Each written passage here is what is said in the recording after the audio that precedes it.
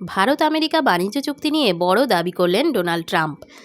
আমেরিকার প্রেসিডেন্ট জানিয়েছেন, মার্কিন আমদানির উপর সমস্ত শুল্ক খারিজ করার প্রস্তাব দিয়েছে ভারত। কাতারের দোহাতে বিজনেস লিডারদের এক সমাবেশে মার্কিন প্রেসিডেন্ট বলেন, ভারত আমাদের এমন একটি চুক্তির প্রস্তাব দিয়েছে যেখানে মূলত তারা আমাদের উপর আক্ষরিক অর্থে কোনো শুল্ক আরোপ করতে ইচ্ছুক নয় বলে তিনি জানিয়েছেন। বাণিজ্যমন্ত্রী পীযূষ গোয়েলের ভারত মার্কিন বাণিজ্য চুক্তি নিয়ে আলোচনার আগে এই মন্তব্য করেছেন ট্রাম্প। পাল্টা কী বলেছেন বিদেশমন্ত্রী? এই প্রসঙ্গে মুখ খুলেছে ভারত। সাংবাদিকদের প্রশ্নের উত্তরে বিদেশমন্ত্রী এস জয়শঙ্কর বলেছেন, যে কোনো বাণিজ্য চুক্তি দুই পক্ষের জন্য লাভজনক হওয়া উচিত। এই চুক্তি উভয় দেশের জন্য কাজে লাগাতে হবে। বাণিজ্য চুক্তি থেকে আমাদের এটাই প্রত্যাশা। বিদেশমন্ত্রী আরও বলেন, ভারত ও মার্কিন যুক্তরাষ্ট্রের মধ্যে বাণিজ্য আলোচনা চলছে। এগুলি জটিল আলোচনা। সব কিছু ঠিক না হওয়া পর্যন্ত কিছুই সিদ্ধান্ত নেওয়া হয় না।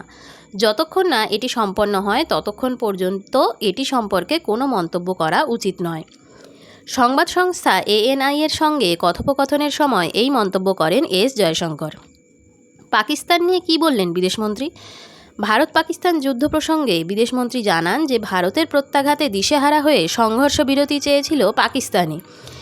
স্যাটেলাইট ইমেজেও পাকিস্তানের ধ্বংসের ছবি ধরা পড়েছে। সুতরাং বোঝাই যাচ্ছে কারা ও কেন সংঘর্ষ বিরতি চেয়েছিল। আবার এদিকে পাকিস্তানের সঙ্গে যুদ্ধবিরতি না করলে ভারতের সঙ্গে বাণিজ্য না করার হুমকি দিয়েছিলেন মার্কিন প্রেসিডেন্ট। যদিও মোদি সরকার জানিয়ে দেয়, অপারেশন সিঁদুর এখনও বন্ধ হয়নি, আর কোনো নিউক্লিয়ার ব্ল্যাকমেল সহ্য করা হবে না। প্রধানমন্ত্রীর সেই বক্তব্যের প্রতিফলন দেখা গেল শেয়ার বাজারে। ভারতীয় স্টক মার্কেটের বেঞ্চমার্ক সূচক সেন্সেক্স ও নিফটি 50 বড় লাফ দিয়েছে, যার নেতৃত্বে HDFC ব্যাংক, ICICI ব্যাংক ও রিলায়েন্স ইন্ডাস্ট্রিজ সহ নির্বাচিত হেভিওয়েটদের শেয়ার রয়েছে। সেন্সেক্স খোলে 81,354.43-এ।